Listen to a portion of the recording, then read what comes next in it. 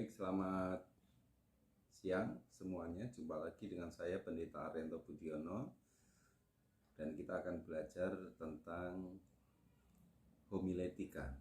Dan hari ini kita sampai di cara menemukan dan menggunakan teks. Cara menemukan dan menggunakan teks. Ada beberapa penjelasan yang bisa kita dengarkan bersama-sama sepanjang pembelajaran pada hari ini. Nah, menemukan, menafsirkan, dan menggunakan teks Alkitab adalah salah satu tugas pengkhotbah yang paling penting.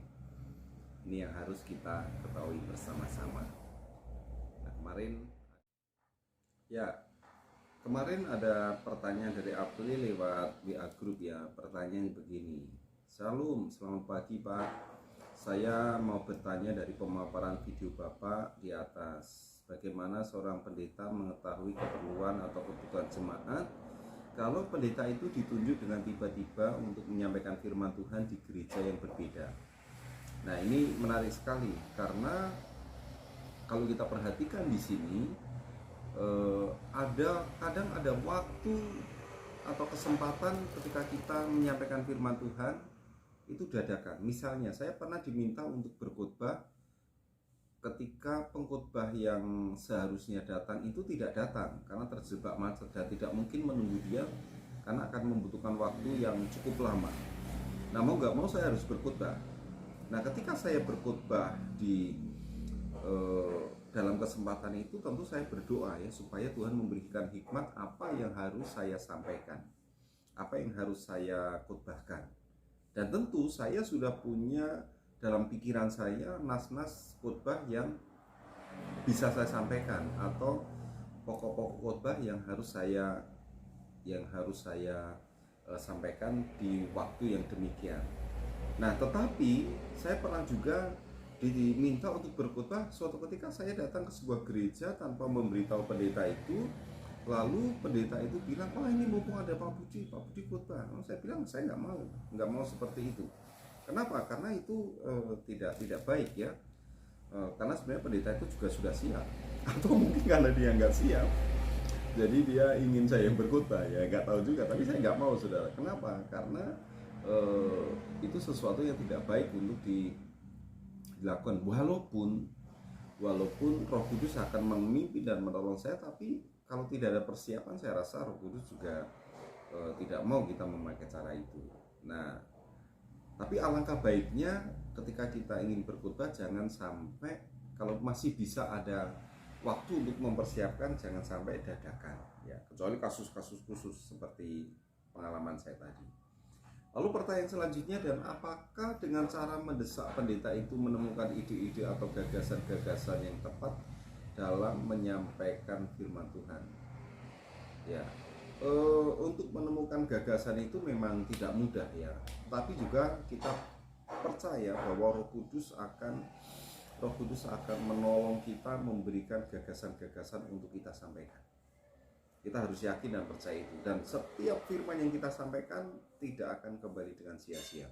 Makanya ketika saudara diminta berkhotbah untuk dadakan seperti itu, jangan pernah sampaikan, "Mohon maaf jemaat, saya tidak siap menyampaikan firman Tuhan ini, dan ini saya harus sampaikan kepada dia." Jangan sampaikan itu. Jangan memakai kata-kata yang berkonotasi negatif. Tapi pakailah kata-kata yang berkonotasi negatif.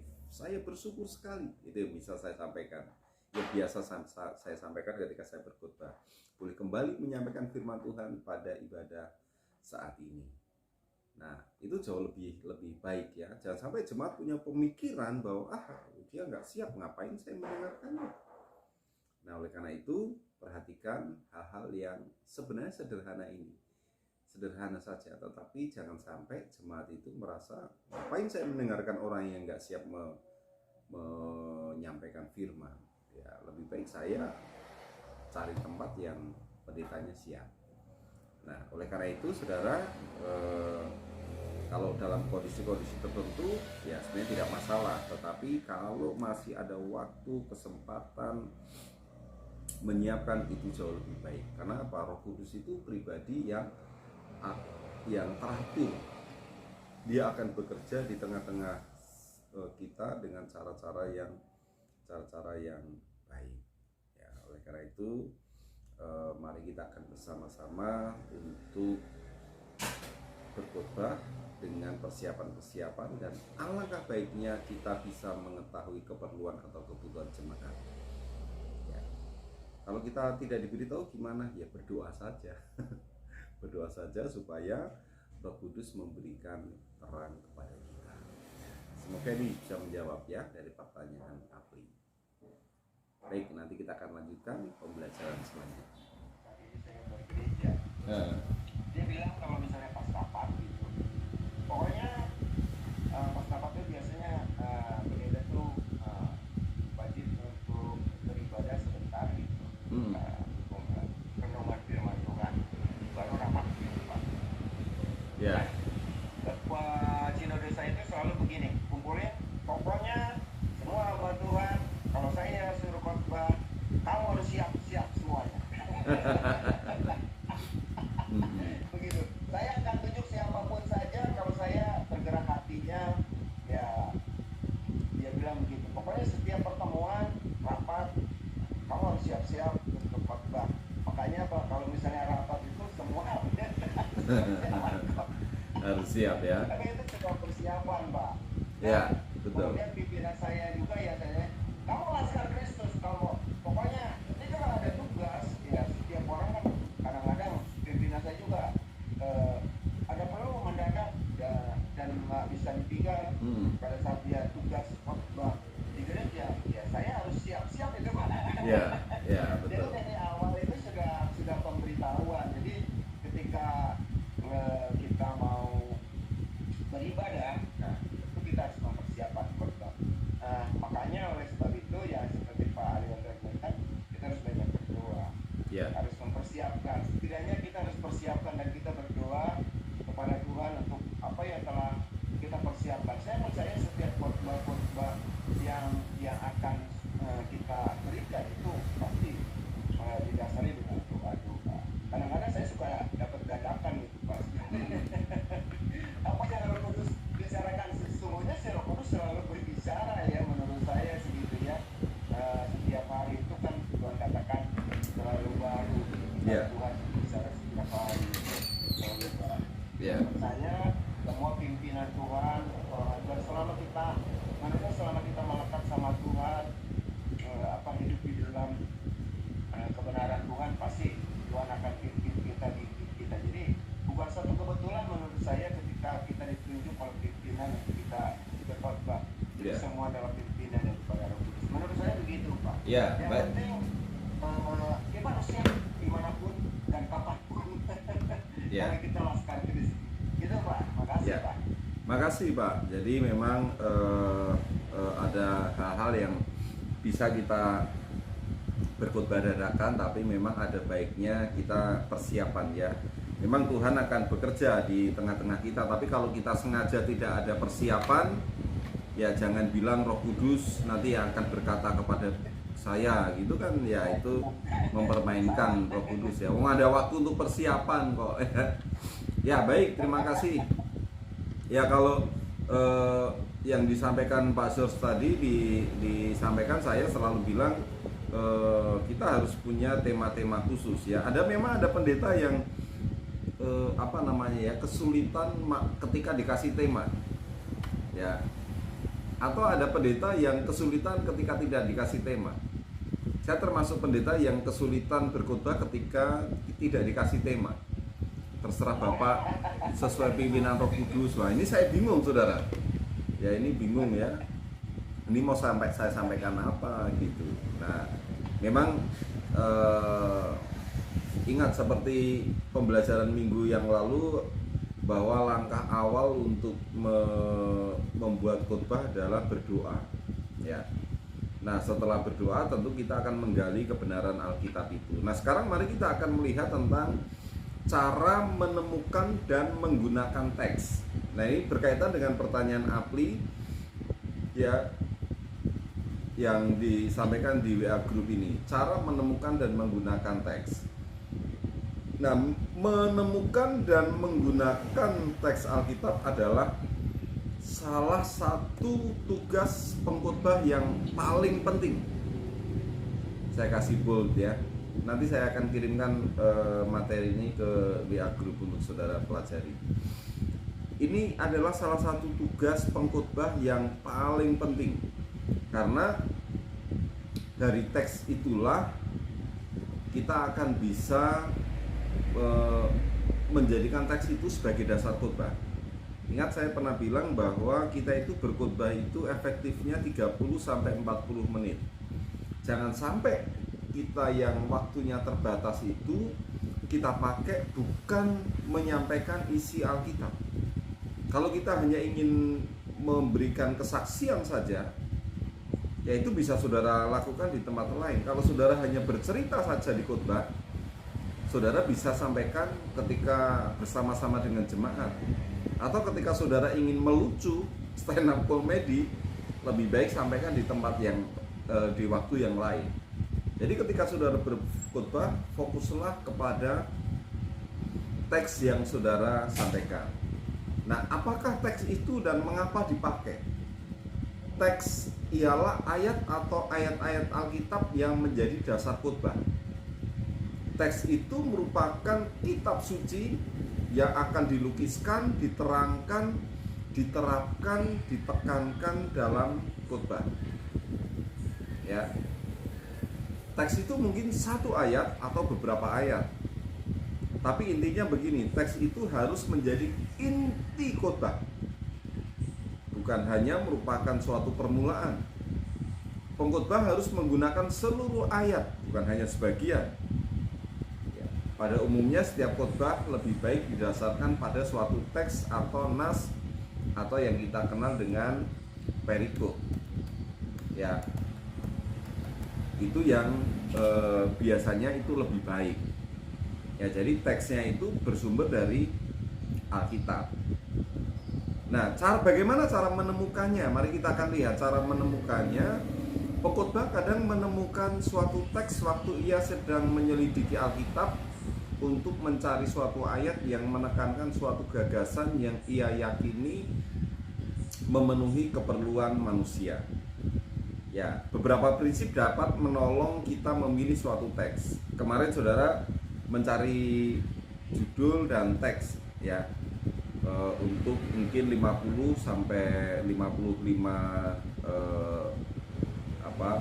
nas Alkitab. Ya, saya harap saudara menemukan sendiri ya, bukan karena saudara cari di punya Bapak Gembala kah atau pendeta siapa begitu. Tapi kalau mau lebih simpel nggak apa-apa sih. Tapi ketika nanti saudara menjadi seorang gembala, seorang pengkhotbah di sebuah gereja yang rutin, maka saudara harus menggumuli ini. Nah, untuk bisa menemukan teks yang tepat, ada beberapa prinsip yang dapat menolong. Yang pertama adalah teks itu harus memenuhi kebutuhan rohani manusia. Artinya memenuhi kebutuhan rohani jemaat pada waktu saudara yang saudara layani. Ya, teks itu jangan hanya memberikan penerangan teologis saja yang tidak ada hubungannya dengan kebutuhan-kebutuhan hidup. Alkitab itu berbicara tentang teologis, tetapi juga berbicara tentang masalah praktis. Semua yang saudara baca dalam Alkitab itu harus dicari apa praktisnya, apa praktek yang harus dilakukan, baik oleh diri kita sebagai pengkhotbah maupun jemaat sebagai pendengar, terutama berkaitan dengan kebutuhan-kebutuhan hidup. Apakah mereka sedang bergumul dengan masalah keuangan? Apa yang harus dilakukan? Apakah mereka sedang bergumul dengan masalah keluarga? Apa yang harus mereka lakukan melalui teks itu? Prinsipnya adalah ini. Teks harus memenuhi kebutuhan rohani manusia. Yang kedua, teks itu harus jelas, saudara. Ya, semua Alkitab sih sebenarnya jelas ya. Tapi seringkali penafsiran kita malah membuat Alkitab itu tidak jelas, malah menjadi rumit. Ya, ada teks yang memang sukar untuk kita pahami. ada buku yang berjudul perkataan Tuhan Yesus yang sulit, perkataan Rasul Paulus yang sulit. Nah, ketika saudara menemukan teks-teks yang sukar, ada dua hal yang bisa saudara lakukan. Yang pertama, pending dulu untuk disampaikan. Jangan disampaikan dulu, lewati saja. Tetapi ketika saudara menemukan teks yang sukar itu, yang kedua yang bisa saudara lakukan adalah menyelidiki teks itu dengan seksama, lalu membuat kalimat yang mudah yang bisa dipahami oleh pendengar kita. Ya, apalagi kalau pendengar kita berkhotbah itu kan bermacam-macam ya saudara, tingkat pemahamannya. Ada yang berpendidikan tinggi, menengah, sampai ada yang tidak berpendidikan. Nah, ketika kita sampaikan teks itu harus bisa ditangkap oleh jemaat. Kalau saudara sudah melihat khotbah saya yang tanggal 5 September tentang makna keruntuhan bait suci, ya, kemarin ada diskusi dengan jemaat yang saya layani.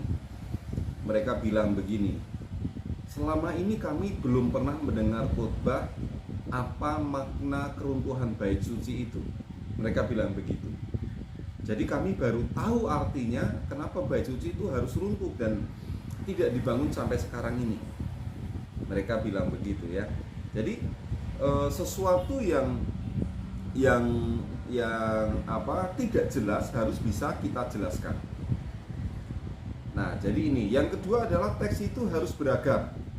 Artinya begini, ketika saudara berkhotbah minggu ini kadang teksnya pendek, kadang panjang. Ya, kadang harus diambil dari perjanjian baru, kadang harus diambil dari perjanjian lama. Jadi ini keberagamannya begitu ya.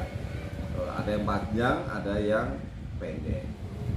Nah, yang keempat, pengkhotbah harus mengerti teks itu.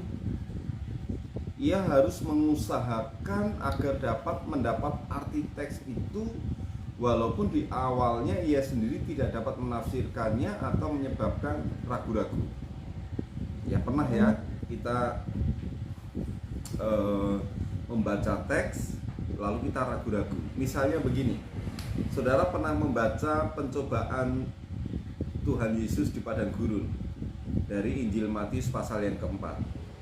Lalu saudara juga membaca nas yang sama di Injil Lukas pasal yang keempat. Injil Matius 4 ayat 1 sampai 11 dan Lukas 4 ayat 1 sampai 13. Nah, itu kan kisah yang separalel atau kisah yang sama. Tapi kalau saudara baca, urutan pencobaannya kan berbeda ya saudara. Urutan di dalam Injil Matius dengan di dalam Injil Lukas itu berbeda. Nah, kita mungkin ragu-ragu, ini yang benar yang mana ini? Yang Matius atau yang Lukas? Nah, kadang ada teks-teks yang membuat kita ragu-ragu, tetapi kita harus pahami itu, kita harus selidiki sampai kita paham sehingga rasa ragu-ragu itu hilang. Ya, itu sebagai contoh saja.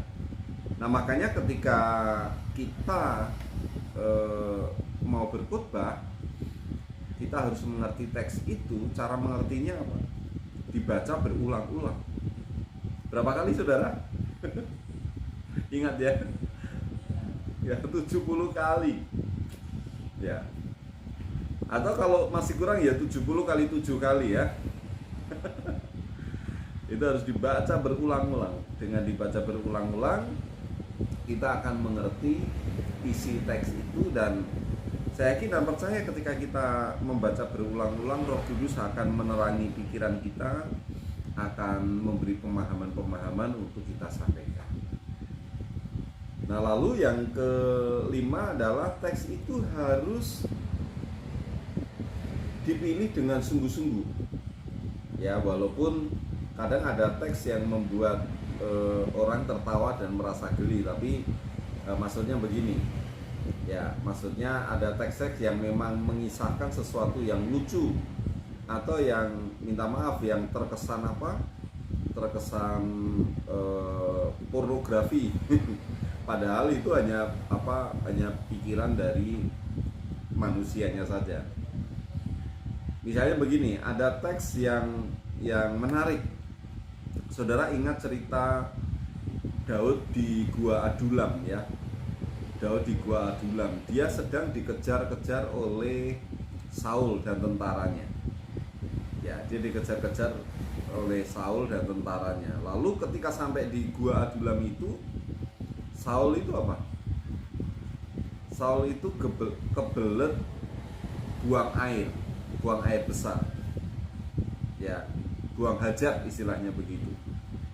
Nah, ketika dia sedang buang hajat, Daud maju pelan-pelan lalu memotong punca jubahnya. Ingat ya cerita itu ya. Kalau saudara membaca detail ceritanya kan seperti itu. Saudara bayangkan ini, ada orang sedang buang hajat, lalu kita mendekat dan memotong punca jubahnya. Ya, ini kan cerita yang lucu sebenarnya. Kenapa? Ketika Daud memotong punca jubahnya, dia mungkin tutup hidung ya. Karena bau, dia melihat kotorannya si Saul. Ya. Nah, kadang Alkitab itu begitu ya, mencatat sesuatu yang apa, yang menarik. Dan ini Tuhan kita itu adalah Tuhan yang humoris sebenarnya. Kenapa kayak gitu dicatat? Ya. Kenapa orang lagi buang air besar lalu dicatat di situ dan didekati oleh Daud lalu dipotong punca jubahnya ya? Nah, ini kan seandainya teks ini dipilih ya, jangan sampai membuat orang itu ilfil ya saudara. Tapi ini bisa menjadi kisah yang menarik, dan bisa membuat orang tersenyum dan tertawa. Tapi intinya adalah teks yang dipilih itu harus sungguh-sungguh intinya. Ya, teks itu harus sungguh-sungguh dan apa namanya, tentu seperti yang dikatakan oleh Pak Nasuki tadi, untuk memilih teks kita harus banyak berdoa, bergumul. Apalagi nanti kalau menjadi gembala, menjadi pengkhotbah, kita harus sungguh-sungguh berdoa. Oke, sampai sini dulu. Apakah ada pertanyaan dari saudara berkaitan dengan menemukan teks ini? Pak, saya mau tanya Pak. Ya Bu, silakan. Mungkin agak melenceng sedikit. Ya. Pak mau nanya, ya sejujurnya sih Pak, yang Bapak tadi bilang tadi ada jemaat yang bilang dia baru mendengar makna keruntuhan gaya suci. Jujur saya juga Pak baru mendengar yang namanya khotbah-khotbah Bapak gitu ya. Kalau khotbah-khotbah yang seperti yang Bapak sampaikan itu bukan saja menambah kerohanian kita, tetapi juga menambah wawasan kita di dalam firman Tuhan ya Pak, dalam sejarah-sejarahnya gitu. Nah, hal-hal yang kayak gini kan jarang banget jemaat Tuhan untuk didengar. Saya yang sudah berapa puluh tahun di gereja itu. Ya, baik, saya lanjutkan ya, minta maaf. Jadi ketika saya masih mahasiswa, saya sudah melayani sebagai seorang gembala. Nah, kadang saya mendapat inspirasi dari khotbah-khotbah di kapel di gereja, di tempat saya kuliah. Karena ada 4 khotbah setiap minggu. Ya, 4 khotbah yang saya dengarkan. Nah, itu menjadi inspirasi. Kadang saya waktu itu menyampaikan persis seperti yang disampaikan oleh pengkhotbah di kapel tempat saya belajar. Tetapi juga kadang saya mendapatkan inspirasi dari tempat itu. Nah, tapi kita harus hati-hati saudara. Hati-hatinya begini, sekarang ini jemaat ini kan sudah pinter ya saudara. Semua mereka itu sudah terakses, terkoneksi dengan dengan internet.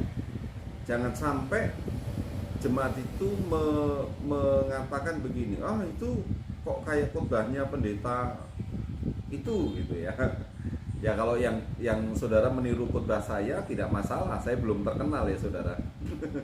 Tapi kan kalau kita meniru khotbah pendeta-pendeta yang terkenal, misalnya Gilbert Rumoindong, pendeta ya Sadono ya, atau pendeta-pendeta lain terkenal, ya mungkin kita harus hati-hati jangan sampai mereka mengatakan khotbahnya sama itu dengan khotbah pendeta itu. Nah, mungkin perlu dimodifikasi. Makanya perlu dicari hal-hal penting apa yang bisa disampaikan. Ini yang pertama. Lalu yang kedua, Bu Linda masih monitor. Yang kedua adalah ketika kita punya tema tahunan, dalam perjalanan kita selama setahun ini tentu ada pengalaman-pengalaman, ada hal-hal yang bisa kita lihat, yang bisa kita masukkan gagasan-gagasan itu dalam khotbah tiap minggu. Saya percaya bahwa Roh Kudus itu akan memimpin kita untuk menyampaikan sesuatu supaya kita sampaikan kepada jemaat. Tapi saya percaya juga bahwa Roh Kudus itu akan bekerja dalam setiap persiapan-persiapan yang kita lakukan. Ya, nanti kita akan lihat di bagian terakhir file ini ya, tentang menyimpan gagasan-gagasan itu. Ya, nanti kita akan lihat ya. Tapi nanti kita bisa ulangi lagi pertanyaan yang kedua dari Ibu Linda tadi. Begitu ya. Oke, baik. Ada pertanyaan lain dari saudara sekalian? Kalau tidak ada, kita lanjut ya. Saya Pak. Oh ya, silakan, Indro. Ketika saya membuat tugas tema tahunan itu, saya teringat hamba Tuhan yang pernah membagikan pengalaman tentang persiapan renungan-renungan dalam gerejanya. Lalu saya teringat apakah setiap renungan yang kita siapkan itu ya tema-tema selain tema tahunan, di luar itu apa kita juga menyiapkan, maksudnya secara terjadwal gitu. Kalau kayak tema tahunan kan kita jadwalkan gitu, setiap minggu kan ada tema-temanya juga, nas-nasnya. Nah, seperti renungan persekutuan ya, mungkin kaum bapak, kaum ibu gitu, apakah kita juga harus membuat juga gitu Pak? Ya. Kalau kita sebagai gembala, sebagai seorang pemimpin gereja, kita harus lakukan itu, Indro. Ya. Kita harus lakukan supaya apa? Semuanya itu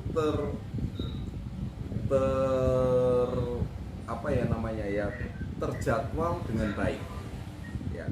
Tentu kalau khotbah itu menjadi wewenang kita sebagai seorang gembala, seorang pendeta. Tapi ketika kita ada persekutuan pemuda kah, ya kita akan ngobrol dengan ketua pemuda, dengan pengurus pemuda, dengan wanita, dengan pengurus wanita dan ketua wanitanya. Demikian juga dengan setiap organisasi yang ada di gereja itu.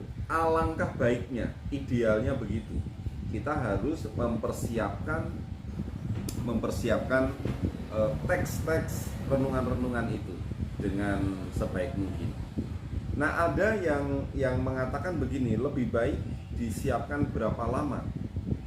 Ya, ada yang mengatakan selama setahun, ada yang mengatakan 3 bulan, ada yang mengatakan 1 bulan.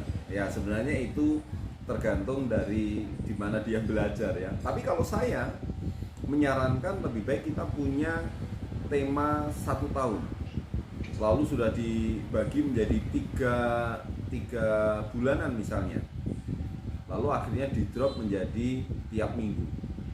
Jadi ada 13 yang sudah kita persiapkan. Nah, dalam perjalanan 3 bulan itu tentu ada gagasan-gagasan yang muncul. Dan ini saya yakin cara Roh Kudus begitu, selalu begitu saudara. Selalu begitu. Misalnya begini, saya pernah menyiapkan khotbah, mungkin saya pernah pakai ilustrasi ini ya. Saya pernah menyiapkan khotbah tentang dua murid yang setelah Yesus disalibkan, dua murid ini berjalan pulang ke Emmaus. Ya, ingat cerita itu ya. Ingat cerita itu. Jadi mereka pulang ke Emmaus. Tujuannya itu pulang apa? Ya, mereka pulang kampung. Karena nggak ada lagi yang bisa diharapkan. Yesus sudah mati. Guru yang mereka kagumi akhirnya tidak bisa menolong mereka lagi. Nah, dalam perjalanan itu mereka akhirnya ketemu Tuhan Yesus. Lalu Tuhan Yesus membuka pikiran mereka sampai ketika mereka di Emmaus. Lalu mereka sadar bahwa oh, ini Yesus hidup. Akhirnya mereka kembali lagi. Nah, saya menyampaikan itu saudara, menyampaikan ini pulang kampung karena kecewa. Mereka pulang dari kampung, pulang dari Yerusalem menuju Emmaus dan kecewa karena apa yang mereka harapkan, apa yang mereka pikirkan tidak terlaksana. Nah, yang menariknya adalah ada jemaat yang tersinggung ketika saya berkhotbah itu, karena kebetulan dia itu sedang ngambek ya. Ceritanya dia salah satu pelayan di gereja kami, tapi dia ngambek dengan ini, akhirnya mundur gitu ya. Dan dia dengarkan itu ya, lalu dia mengatakan ini Pak Budi sedang menyindir saya ini ya. Ini sedang menyindir saya ini. Dia ngomong ke beberapa orang sampai dilaporkan ke Pak Jos juga sampai dilaporkan ke gereja induk kami. Nah, waktu itu saya nggak tahu kalau dia tersinggung. Setelah beberapa bulan baru saya mendengar bahwa dia tersinggung. Nah, saudara, ini adalah persiapan yang kita lakukan. Tetapi terkadang Tuhan memakai persiapan itu dan waktunya pas untuk mendorong jemaat untuk kembali lagi. Nah, dia hanya menyoroti bahwa orang ini pulang kampung kecewa, tapi dia tidak menyoroti bahwa ketika ketemu Yesus, dua orang ini kan balik lagi. Begitu sampai Emmaus, dia ketemu Yesus, dia balik lagi ke Yerusalem untuk kembali melayani. Jadi sebenarnya Tuhan sedang menginginkan jemaat ini untuk kembali lagi melayani. Tapi rupanya dia hanya melihat bahwa saya menyindir dia tersinggung, tapi tidak melihat bahwa dengan sindiran saya yang tidak saya sengaja itu seharusnya membuat dia kembali untuk melayani. Nah, maksud saya begini, dengan perencanaan ini, sepanjang jalan kita melewati hari itu selalu ada gagasan-gagasan baru yang ternyata itu bisa menolong jemaat untuk kembali kepada Tuhan. Nah, itu gunanya kita mempersiapkan diri. Ya, seperti yang ditanyakan Ibu Linda tadi. Nanti kita akan lihat di bagian bawah ya, ketika melanjutkan pertanyaan Ibu Linda tadi. Begitu ya, Indra ya? Iya, Pak. Makasih. Pak, Silakan. satu lagi Pak. Boleh. Bisa nggak, Pak? Ya. Pak, yang seperti Bapak sarankan membuat tema tahunan itu, biasanya kan gereja itu Pak, setiap tahun itu suka ada visi misinya Pak yang bergantian. Nah, itu gimana Pak? Apa tema tahunan itu disesuaikan dengan visi misi atau bagaimana Pak? Oh ya, harus itu Bu. Tema tahunan itu kan harus mengacu kepada visi misi. Visi misi itu bisa tercapai bagaimana? Caranya ya dengan melakukan sebuah kegiatan untuk mencapai visi misi itu. Salah satu caranya adalah mendorong jemaat untuk melakukan tindakan perbuatan hidup yang mengarah kepada visi misi itu. Yang bisa dilakukan seorang pendeta berkhotbah. Nah, khotbahnya harus mengacu kepada visi misi itu.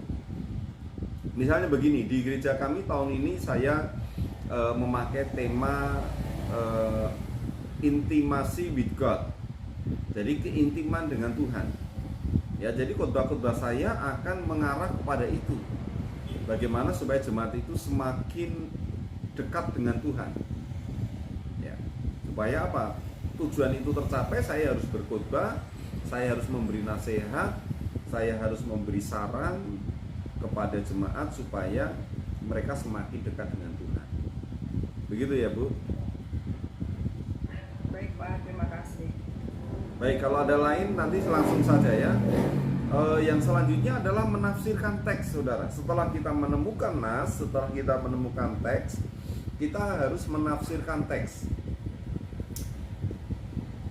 Ketika menafsirkan teks, kita harus menafsirkan teks secara benar.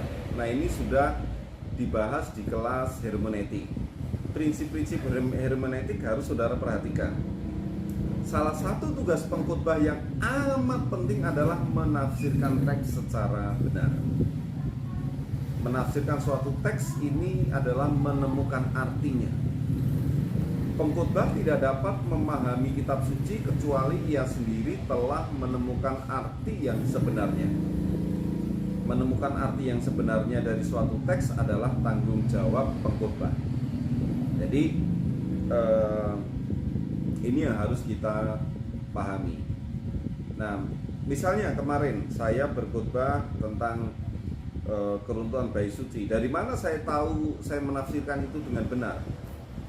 Pertama, memang saya harus membaca berulang-ulang, saudara ya, teks itu. Walaupun itu hanya 2 ayat, harus dibaca berulang-ulang dibandingkan dengan bahasa aslinya dalam bahasa Inggris. Apakah ada perbedaan bahasa dari beberapa bahasa itu? Lalu yang kedua adalah langkah ini di sini langkah pertama, usahakanlah mengerti latar belakang teks itu. Ya, ini saya ingin mengulangi lagi pelajaran hermeneutika ya. Penulisnya, kondisinya, bangsanya, situasi politik, ekonomi, semua dapat memudahkan penafsiran. Penerangan ini dapat ditemukan dalam buku-buku pelajaran Alkitab, konkordansi, ensiklopedi, buku-buku sejarah. Ya, saudara bisa temukan di situ. Saudara harus gali sendiri. Saudara harus membaca buku-buku ini sendiri. Bait suci bentuknya kayak apa sih bait suci itu? Sejarah berdirinya bagaimana? Siapa yang mendirikan? Siapa yang membangun bait suci misalnya? Apa makna bait suci itu bagi umat Israel? Saudara cari latar belakang ini selengkap mungkin dari semua buku yang ada. Nah, pendeta itu salah satu kerjaannya adalah membaca. Ya, salah satu pekerjaan seorang pendeta itu membaca. Ya, membaca buku, membaca artikel, ya, untuk menambah wawasan. Apalagi kalau saudara tiap minggu berkhotbah, saya harus membaca buku minimal 1 hari itu 2 jam. Membaca Alkitab 1-2 jam, ya, secara pribadi. Lalu saya harus mempersiapkan banyak hal yang lain, ya itu sekitar. Jadi untuk mempersiapkan khotbah itu minimal saya setiap hari 5 jam, kadang 6 jam. Ya, jadi makanya salah satu penyakit pendeta itu apa? Kurang olahraga ya. Ya, biasanya karena apa? Terlalu lama duduk. Ya, kalau saya duduk bisa dari pagi sampai siang ya, sampai sore kadang. Nah, ini usahakanlah mengerti latar belakang ini. Lalu yang kedua adalah usahakanlah mengerti konteksnya. Ingat ya, ketika menafsirkan ada teks, ada konteks. Itu penting. Ayat-ayat sebelum dan sesudahnya sering memberikan suatu keterangan tentang arti ayat itu. Pasal sebelum dan sesudahnya juga bisa memberi penjelasan tentang bagian itu. Ya, ini sebenarnya kelas di hermeneutik ya, tapi saya ingin mengulang lagi supaya kita ingat. Usahakanlah mengerti arti tiap kata dalam hubungan dengan kata-kata dalam ayat itu. Nah, cara mengertinya gimana? Kamus Alkitab dapat menerangkan bermacam-macam arti kata. Komentar-komentar dan terjemahan-terjemahan bisa membantu kita mengetahui kata-kata mana yang saling berhubungan. studi kata. Makanya saudara sudah belajar bahasa Yunani dan bahasa Ibrani. Ya, itu saudara akan meneliti kata-kata itu, arti aslinya itu apa. Ya, arti aslinya itu apa. Itu saudara bisa temukan dengan belajar bahasa Yunani dan Ibrani. Usahakanlah untuk mengerti bahasa apa yang digunakan. Ya, ingat di kelas hermeneutik yang lalu saudara belajar tentang Alkitab kita itu ada yang bentuknya puisi, ada yang bentuknya cerita, narasi, ada yang berbentuk hukum, ya. Jadi banyak bahasa dalam Alkitab itu artinya tidak literal. Misalnya kalau saudara membaca Kidung Agung, orang-orang non-Kristen selalu mengatakan kitab Kidung Agung itu kitab yang porno. Ya, karena secara vulgar menyebut beberapa kata, misalnya buah dada, kecantikan seseorang, ya. Ya, jadi seringkali ini dianggap sebagai kitab yang porno. Tapi ini kan bentuknya berbeda. Kadang itu bukan arti literal, tetapi kiasan. Nah, kita harus menafsirkan secara tepat sehingga kita tidak salah menafsir. Lalu yang selanjutnya adalah di nomor 5, bandingkan ayat-ayat dengan ayat lain yang mengajarkan kebenaran yang sama. Ya, ingat, Alkitab itu menafsirkan dirinya sendiri. Satu ayat yang sukar sering dapat ditafsirkan atas bantuan ayat-ayat yang lebih jelas. Jika teks yang sulit itu rupanya mengajarkan sesuatu yang berlawanan dengan ajaran dari ayat yang lain, patut kita mencurigai pengertian kita tentang ayat-ayat yang sulit itu. Ya, artinya mungkin ada ayat-ayat yang membuat kita, kok ini beda ya dengan ayat yang situ ya. Nah, kita mengetahui bahwa tulisan Paulus misalnya itu sangat berbeda dengan tulisan Yohanes. Paulus menekankan tentang keselamatan adalah anugerah Tuhan misalnya. Tapi Yakobus menekankan tentang keselamatan itu juga diikuti dengan perbuatan baik. Nah, ini yang benar yang mana? Anugerah atau perbuatan baik? Nah, itu harus kita bandingkan. Nah, ini contoh ya, saudara. Lalu ada beberapa contoh lain yang ada di sini. Misalnya 2 Petrus 2 ayat 20 sampai dengan 22 tidak mengajarkan bahwa seseorang yang berbuat dosa dapat sesat lagi. Tapi Yohanes 5 ayat 24 mengatakan bahwa dapat sesat lagi. Nah, ini yang benar yang mana? Ya. Nah, seringkali ada ayat-ayat yang ini. Nah, untuk melihat itu kita harus perbandingkan dan kita teliti dalam bahasa-bahasa asli. Yang keenam adalah carilah kebenaran rohani dan penerapan teks itu. Pengkhotbah seharusnya menguji semua kebenaran rohani yang ia temukan dalam teks itu. Ia seharusnya juga membuat suatu daftar penerapan. Jadi khotbah tanpa penerapan itu ya percuma saja. Karena khotbah yang baik harus disertai dengan penerapan. Saudara, ketika meneliti itu tidak semuanya harus saudara sampaikan. Misalnya bahasa asli, bahasa Yunani, bahasa Ibrani, bahasa Aram, itu kadang tidak perlu kita sampaikan. Tetapi yang kita sampaikan adalah kesimpulan dari arti dari bahasa-bahasa asli itu. Karena terkadang jemaat tidak mau tahu ya, wah ini susah sekali ini. Ya, walaupun kadang kita perlu tunjukkan juga supaya kelihatan sedikit pinter gitu loh, saudara. Ya, saya beberapa kali juga sampaikan ke jemaat, ini ada bahasa Ibrani ketika kita menyembah Tuhan, ada kata ini, ada kata itu ya, biar kelihatan pinter sedikit lah. Ya. Pak, mau nanya dong, Pak. Ya, boleh, silakan. Yang nomor 5, Pak, itu Pak. Ya. Suatu ayat yang sukar sering dapat ditafsirkan atas bantuan ayat-ayat yang lebih jelas.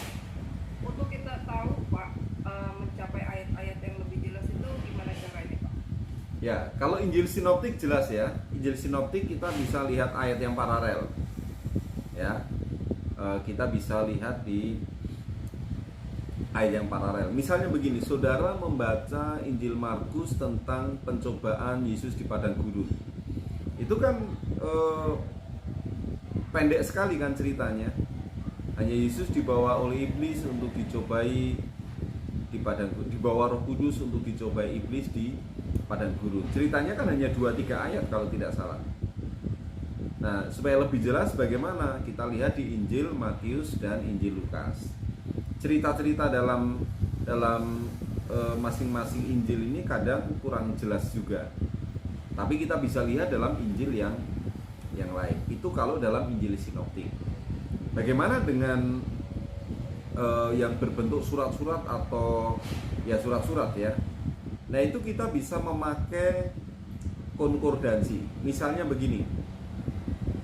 Misalnya kita tidak jelas tentang ajaran Rasul Paulus tentang keselamatan dalam kitab Roma. Kita juga bisa lihat di ayat-ayat yang lain, di tulisan Rasul Paulus yang lain atau tulisan Petrus, tulisan Yohanes. Nah, sekarang kita lebih enak karena kita punya HP Android.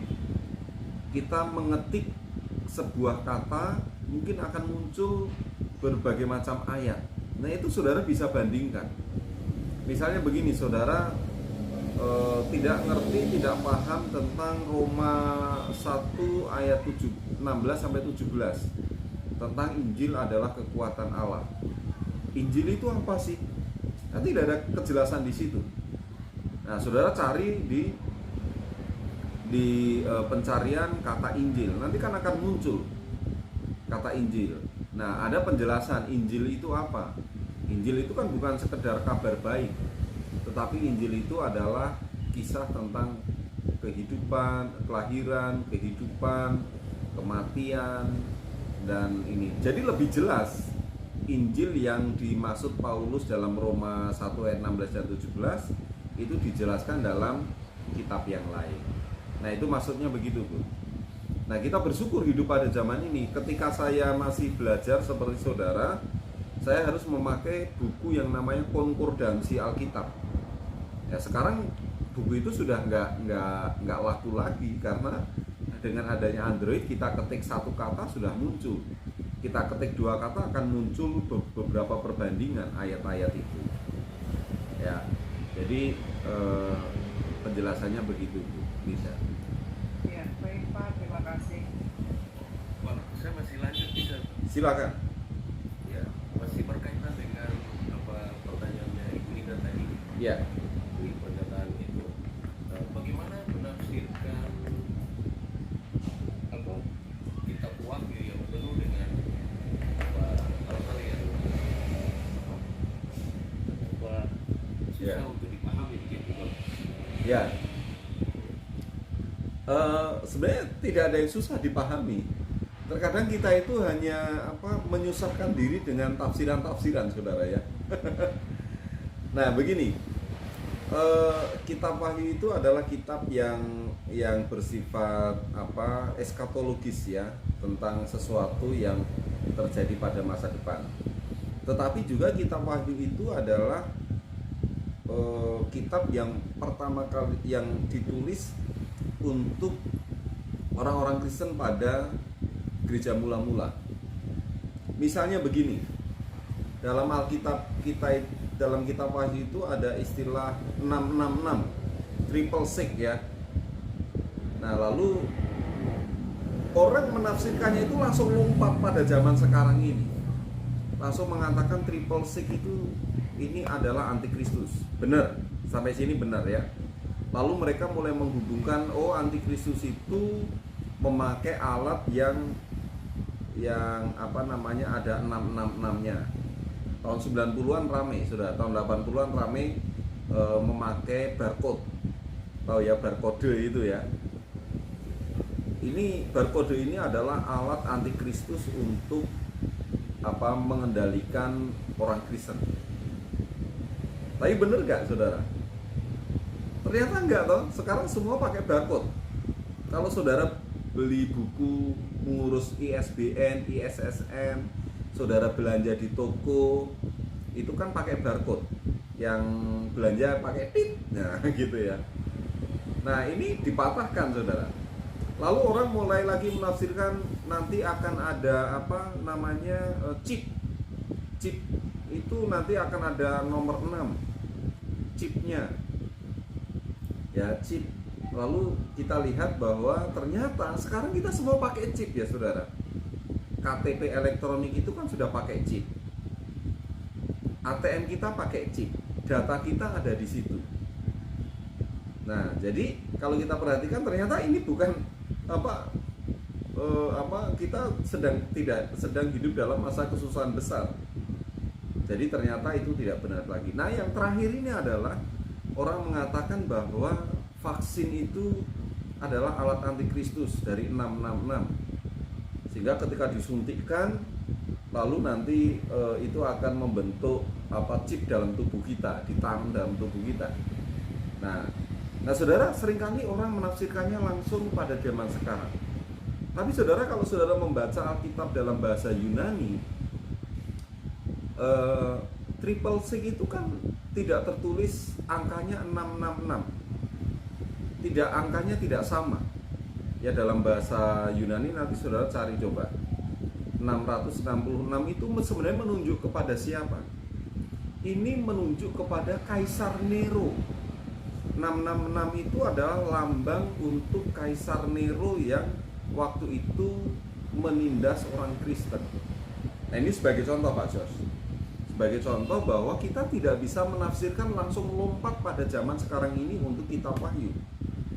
Nah kesalahannya adalah kita seringkali langsung lompat tanpa mempelajari yang bagian yang keberapa tadi. 2. Usahakanlah mengerti konteks.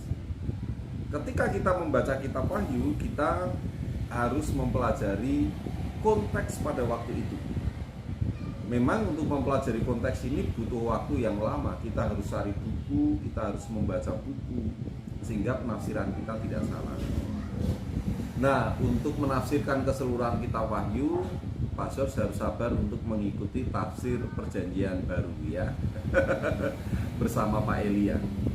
Tapi tafsiran saya terhadap kitab Wahyu itu berbeda dengan semua dosen di SCTKDC. Ya, sebentar maaf.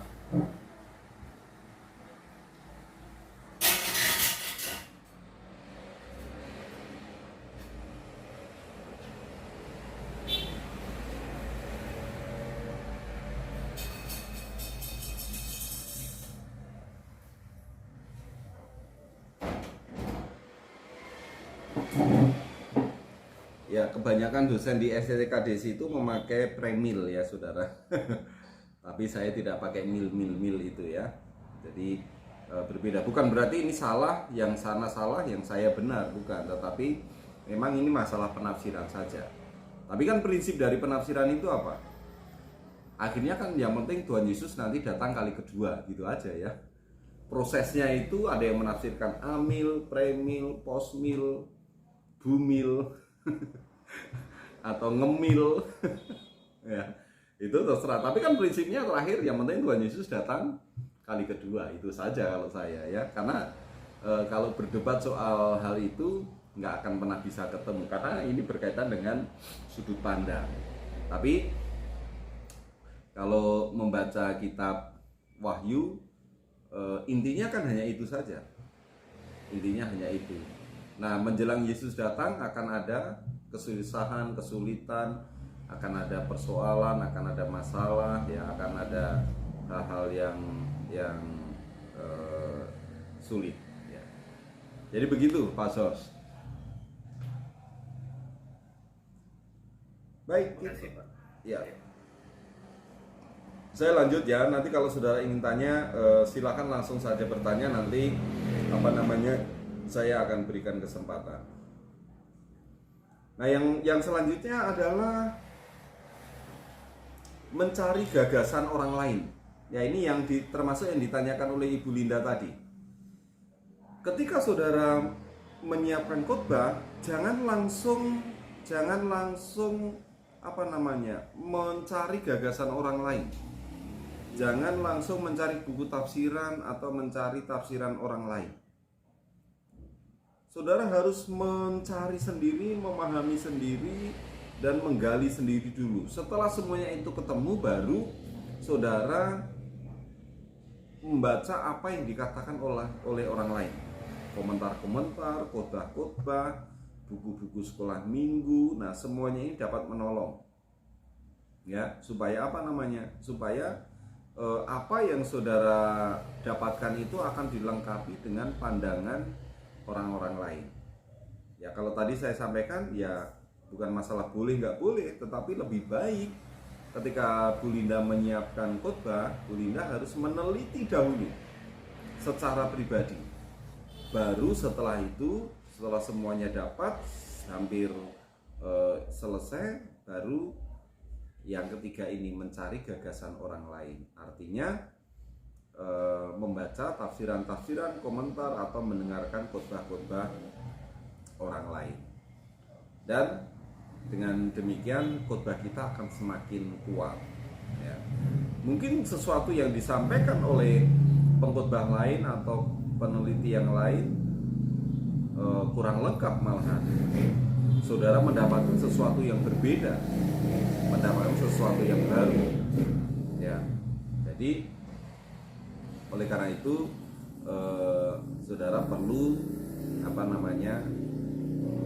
terakhir kali ini. Lalu yang terakhir adalah menyimpan ide-ide bagi teks itu. Ya, jadi begini, pengkhotbah harus mempunyai suatu tempat menyimpan ide bagi teks itu. Setiap kali saudara membaca, melihat suatu ayat, saudara perlu menulis. Ketika saudara mendengarkan khotbah orang lain, saudara perlu mencatat ya. Mungkin kalau sekarang, karena saya bukan berarti lebih baik ya, tapi ketika saya mendengar khotbah orang lain dapat ide, saya simpan benar-benar ide itu. Ya, ada sesuatu yang berbeda yang belum pernah saya tahu misalnya. Itu. Nah, sekarang kita punya tempat penyimpanan yang bervariasi ya. Ada di flash disk, di komputer, di handphone, di Google Drive, ada di Facebook ya. Kadang kalau saya menulis status di Facebook itu status itu ide orang lain yang memang sengaja saya simpan di situ. Supaya ini mengingatkan, ini bisa menjadi khotbah nanti ketika saya berkhotbah tentang ini. Ya, jadi ketika saudara punya ide-ide sepanjang perjalanan menyiapkan khotbah itu, catat, simpan, dan itu pasti suatu hari dapat digunakan. Nah, oleh karena itu saudara, tidak ada tugas yang lebih penting daripada menemukan arti yang tepat suatu teks dan kemudian di dalam khotbah mengajarkan arti itu kepada orang lain. Ini sama pentingnya orang yang berbuat seperti ayat itu. Khotbah atau firman Tuhan yang dapat dipraktekkan dalam hidup para pendengarnya. Iya, dari saya sudah selesai materi hari ini. Masih ada waktu sekitar 10 menit. Kalau ada di antara saudara yang ingin bertanya, berdiskusi, saya persilakan. Saya Pak. Ya, Hendro, silakan. Misalnya kita membaca suatu perikop gitu ya. Nah, pas di dalam perikop itu kita menemukan kalimat-kalimat yang sama. Bisa sampai 3, 4, sampai 5 kali itu diulangi gitu. Apakah itu memiliki makna yang sama atau hanya untuk penekanan saja atau berbeda arti? Dalam satu nas gitu ya maksudnya? Iya Pak. Ya.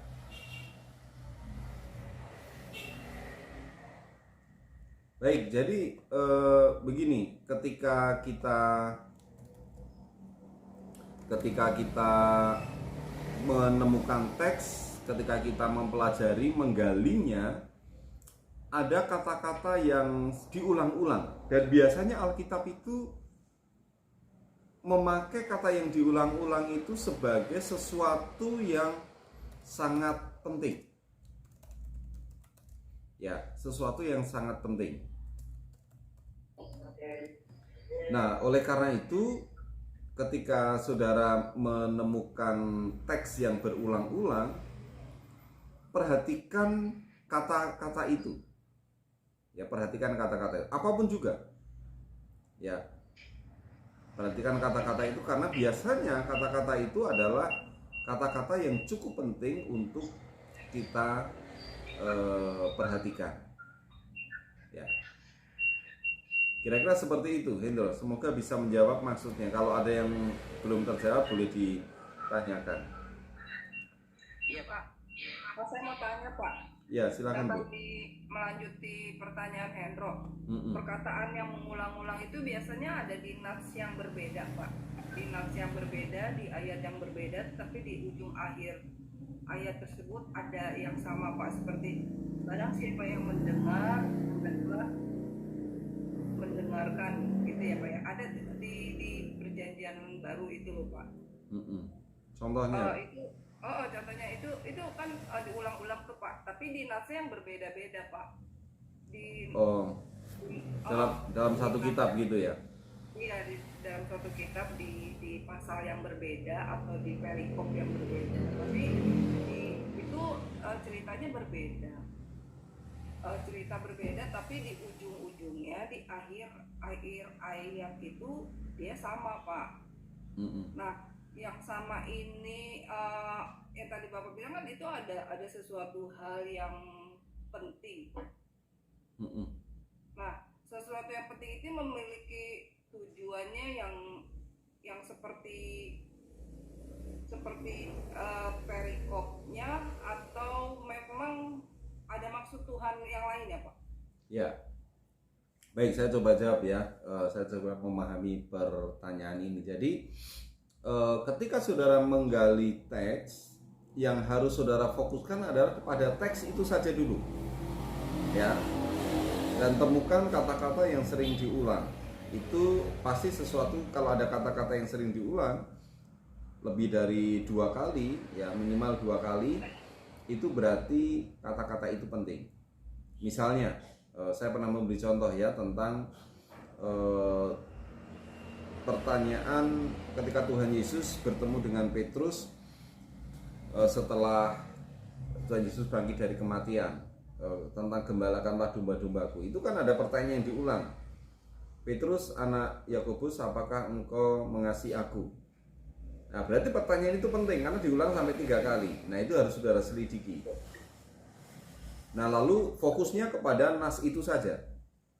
Tapi kalau saudara melihat konteks, berarti saudara harus melihat nas sebelumnya dan nas sesudahnya. Apakah ada kata-kata yang diulang lagi pada nas sebelum dan sesudahnya? Nah, juga kalau konteks yang lebih luas lagi berarti melihat di pasal sebelum dan pasal sesudahnya.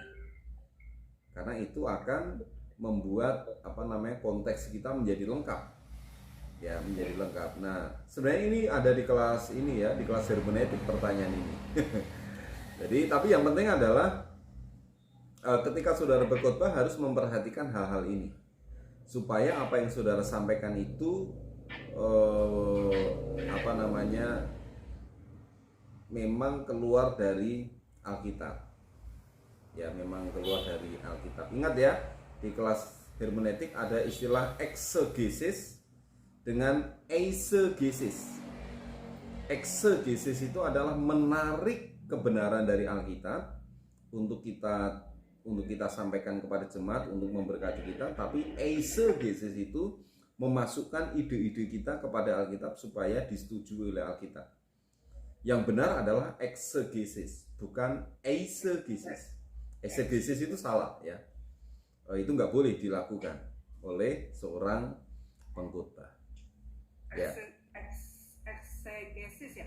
Ya, eksegesis. Saya ketik di ini ya, coba.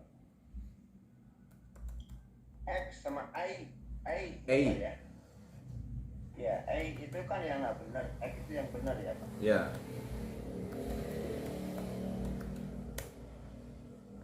Ya, Saya mau bertanya Pak. Silakan Pak. Dalam Yohanes 11 ayat yang kedua Pak. Ya. Yohanes 11 ayat yang kedua, saya bacakan ya Pak. Maria ialah perempuan yang pernah meminyaki kekasih Tuhan dengan minyak mur dan menyekanya dengan rambutnya. Kemudian di dalam Yohanes 12 ayat yang ketiga Pak. Maka Maria mengambil setengah kati minyak narwastu murni yang harganya, lalu meminyaki kaki Yesus dan menyekanya dengan rambutnya, dan bau minyak semerbak di seluruh rumah itu. Nah, pertanyaan saya, apakah ayat ini Maria itu meminyaki Tuhan Yesus 2 kali, apa atau meminyaki Tuhan Yesus 1 kali?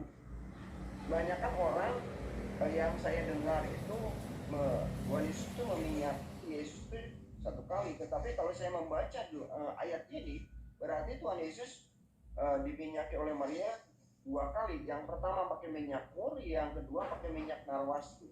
Nah, ini mana yang benar gitu Pak? Dan untuk menyelidiki kebenaran ini tentu kita perlu buku-buku Pak.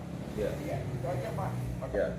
Makasih Pak. Ini sama seperti pertanyaannya begini Pak. Dalam Injil Sinoptik, ini terbalik atau tidak ya saya ini. Yesus menyucikan bait suci itu sebelum Yohanes Pembaptis dipenggal. Tapi dalam Injil Yohanes, Yesus menyucikan bait suci itu setelah Yohanes dipenggal. Yang benar yang mana? Sebelum atau sesudah dipenggal kepalanya? Pak Sos mau jawab, yang benar yang mana ini? Berarti salah dong Alkitab ini. Ayo coba berpikir. Sekali, 2 atau 2 kali nih. Nah, itu Pak. Betul. Jawaban yang paling logis itu Yesus menyucikan bait suci itu 2 kali. Sebelum Yohanes dipenggal kepalanya dan sesudah Yohanes dipenggal kepalanya. Itu jawaban yang paling logis kan? Nah, jadi ketika saudara membaca teks dengan membandingkan ayat ini jangan sampai bingung. Meminyakinya itu berapa kali, dengan minyak mur atau minyak narwastu ini? Tapi kan kita ketika menafsirkan Alkitab kan harus percaya ini ya, saudara, percaya apa namanya? Ineransi dan infallibility Alkitab. Ingat ya, 2 kata ini ya di kelas hermeneutik. Alkitab itu tidak pernah salah dan Alkitab itu tidak pernah tidak digenapi firman-Nya. Ya, ineransi dan infallibility Alkitab. Saudara cek lagi materi di hermeneutik.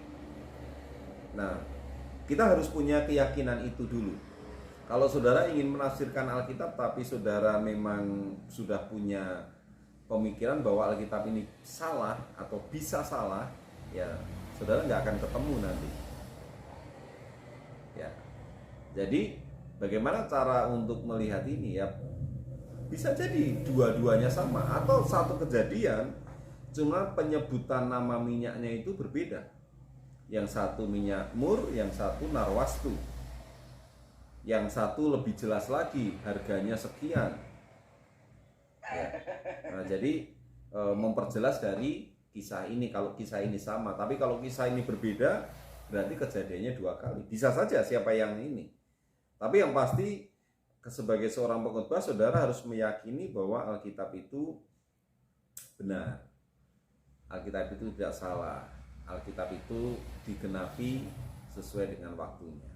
Begitu Pak Nasuki. Ada yang lain? Silakan.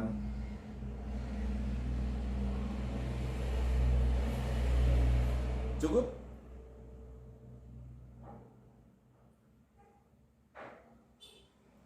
Oke, baik, kalau tidak ada materi sudah saya kirim di WA group untuk materi hari ini. Kalau saudara nanti ingin saya coba untuk posting di mana? Di YouTube ya, materi ini hasil rekaman. Kalau saudara ingin mengulang lagi, saudara bisa lihat di YouTube. Nanti saya kirimkan linknya ya, secepat mungkin. Baik, kalau tidak ada lagi, sebenarnya masih ada waktu 10 menit, tapi karena tadi kita tidak istirahat, jadi anggap saja 10 menit ke depan adalah waktu istirahat. Pak, Ya. nanya Pak, Oh, boleh. tugas yang khotbah itu menganalisa 6 khotbah Bapak itu, Mm-mm.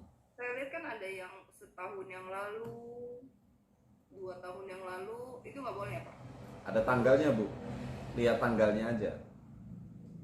Oh gitu. Iya. Harus di bulan yang Iya. Agustus ya? Ya, Apa Agustus, bulan September, Agustus? sampai minggu besok ya. Kayak jumlahnya cukup deh. Itu untuk UTS apa UAS Pak? UTS, UTS. UTS bukan UAS. Oh. Ya. Kalau yang meringkas buku Pak, Meringkas buku ya itu tugas UTS juga. Jadi Oh, iya, Pak. tugasnya banyak ya di kelas saya ya. Karena kalian sudah semester 3 ya. Banyak Pak, tugasnya Pak. Heeh. Saya lagi sibuk Pak, banget. banyak banget. Enggak apa-apa, Bu. Mumpung bisa ngerjain tugas. Harus siap itu. Iya Pak. siap Iya. nggak siap harus siap. Iya. Iya. Nanti kalau kalian jadi dosen kasih tugas yang lebih banyak kepada siswa ya. Ini bukan balas dendam kan Pak? Enggak. Bisa jadi Bu. Siapa yang tahu ya? Nggak ada yang tahu Bu. Enggak ada yang tahu. Siapa yang Dan bisa tujuan Bapak kan supaya kita pintar ini. Nah, itu dia. Buku. Itu dia. Ya, makasih Pak. Ya, Dan oke. Tuhan berkati. Baik, kita akan akhiri dengan doa ya. Ibu Linda tolong pimpin dalam doa, Bu. Baik, kita berdoa. Terima kasih Tuhan Yesus, Kau baik. Kalau pada pagi hari ini kami sudah belajar Tuhan, mengadakan kelab dalam keadaan baik, pada kasih Tuhan Tuhan. Apa yang kami terima dari dosen kami, Pak Budi, dia bermanfaat buat kami dan untuk kemuliaan nama Tuhan. Kau memberkati setiap mahasiswa, Kau juga memberkati Pak Budi dalam pelayanannya, dalam pengajarannya Tuhan. Melalui beliau banyak jiwa yang dimenangkan dan Tuhan Yesus juga memberkati dalam setiap khotbah-khotbahnya Tuhan, ditambahkan hikmat, marifat, kepandaian yang daripada surgawi. Apa yang Tuhan rencanakan atas hidupnya, Tuhan buka jalan, dan apa yang ingin Tuhan sampaikan kepada jemaatnya melalui hidup beliau. Dan Tuhan Yesus berbicara atas Pak Budi Tuhan. Apa yang beliau kerjakan, Tuhan Yesus buat berhasil. Apa yang beliau lakukan, Tuhan Yesus juga buat beliau berhasil. Hingga nama Tuhan dimuliakan. Terima kasih Bapak. Untuk pada hari ini kami mengucap syukur dan berterima kasih. Amin.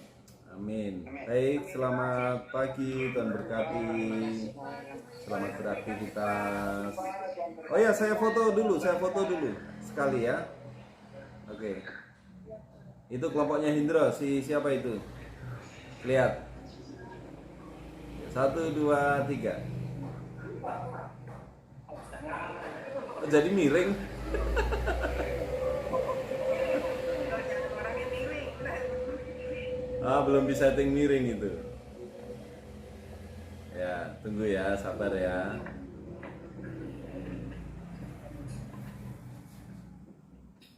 Nah, dari tadi begitu, Indro, harusnya, Indro, supaya lihat semua. Indronya nggak kelihatan, agak gini dikit. Ya. Cuman, oke, 1, 2, 3. Iya, oke, terima kasih, Tuhan berkati. Terima kasih Pak. Berkati. Saya tutup ya.